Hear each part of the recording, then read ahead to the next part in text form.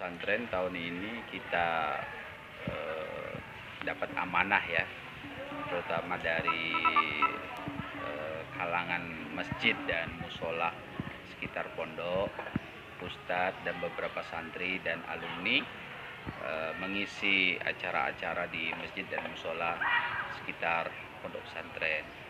Yang kedua, ada 15 santri yang akan diminta untuk mengisi di ruang pertemuan Golden Sriwijaya sebagai dai cilik ya, dari komunitas Ibu Ayu ya. Apa Ibu Ayu itu?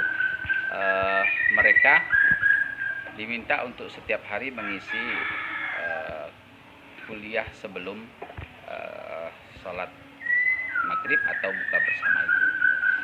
Ada 15 anak ya yang terpilih dan mereka sudah digodok dalam waktu 1-2 minggu ini.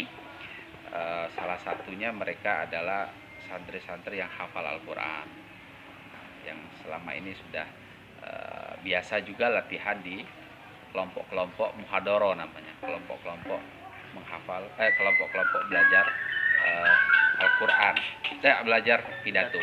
Nah, itu yang menjadi kebahagiaan kami di bulan Ramadan tahun ini.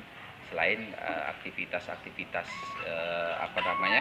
lainnya yang ada di pondok ini seperti pengajian, tadarusan. Kemudian alhamdulillah kami dapat ya rezeki dari Allah, setiap hari dikasih orang takjil, iftar, dan bahkan ada yang ngasih makan. Ini semua adalah berkah doa Ramadan dan santri-santri Aulia Cendekia.